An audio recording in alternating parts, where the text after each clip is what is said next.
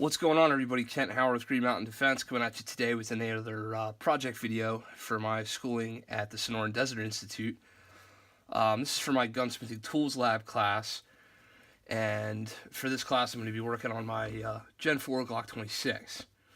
So today's assignment is to demonstrate how to check to make sure the firearm is free of any ammunition.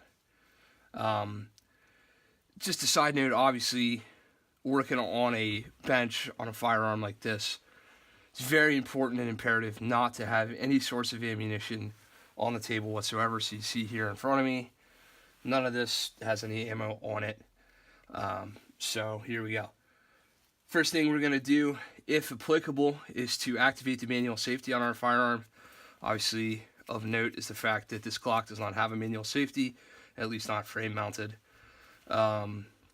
Some argument could be made about the blade and the trigger, but I digress. So, in the absence of manual safety, next thing we're going to do is we're going to remove the source of ammunition by depressing on the magazine release. Here's our source of ammo. No ammo in the ammunition source. We'll set that aside. Next, we're going to open the action. See that no rounds extract from the action when we open it. Next, we're going to lock the action open.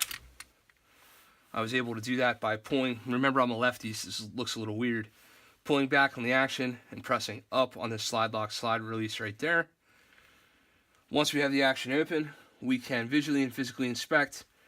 We can do that with our finger here to make sure there's nothing in the chamber, and we can do that down here to make sure there's no source of ammunition in the magazine.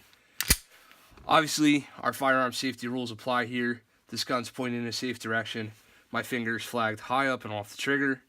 There's no ammo on the table, there's no round in the mag, and we're not going to be pressing the trigger at all, so the whole don't shoot at anything you're not willing to destroy and know your target and what's beyond it, well, those two things don't even apply because the trigger's not going to get pressed. For the next step it will, but here it will not. So again, just to reiterate, first thing we're going to do is we're going to remove, first thing we're going to do is check for safety, but we don't have one. We're going to remove source of ammunition. I'm going to run the action a few times, make sure nothing comes out. I'm going to lock that action open. I'm going to visually, physically check. And we are going to find no ammunition. Therefore, this weapon would be safe to proceed with for step 2 of the disassembly process. That's all for now, folks. www.greenmountaindefense.com. Thanks for checking in.